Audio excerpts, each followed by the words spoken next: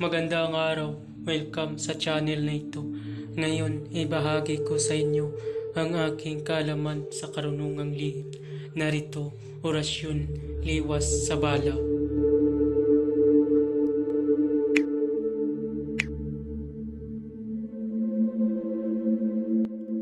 Pamilin, mahalin at pagkaingatan ang bawat ibinabahagi ko sa YouTube channel na ito. Ang kapangyarihan na kapaloob dito ay lubhang maiwaga.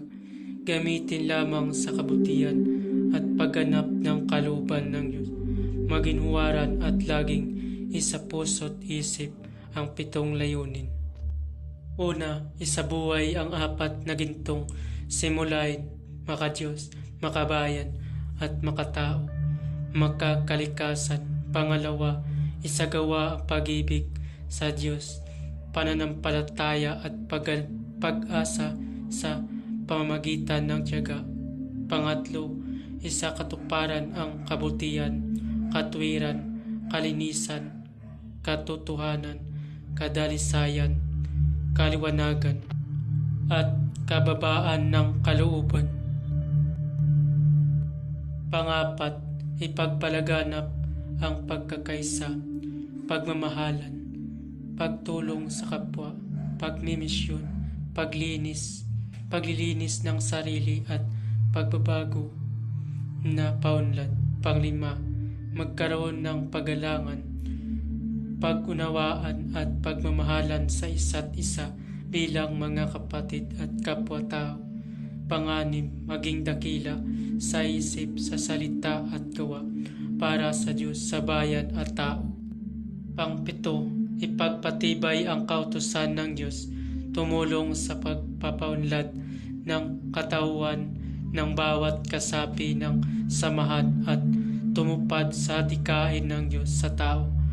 Sa pamamagitan ng pagsunod sa mga layuning ito, ang isang naghahanap sa Diyos ay makakasumpong sa Kanya at hindi pagkakaitan ng Kanyang liwanag.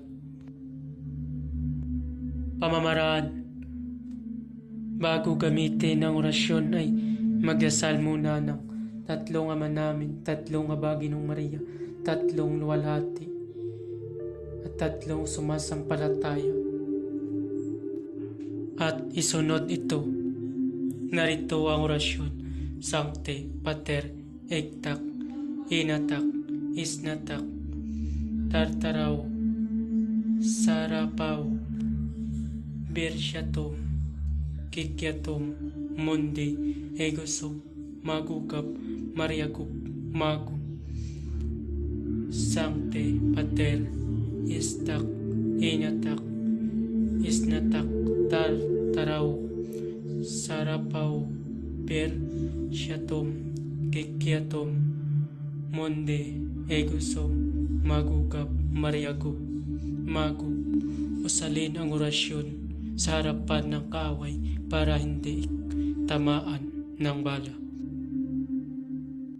Babala, ang lahat ng orasyon na aking ipinabahagi dito ay lubhang makapangyarihan.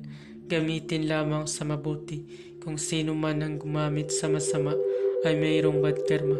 Maaari maghirap habang buhay hanggang kamatayan. Maraming salamat po.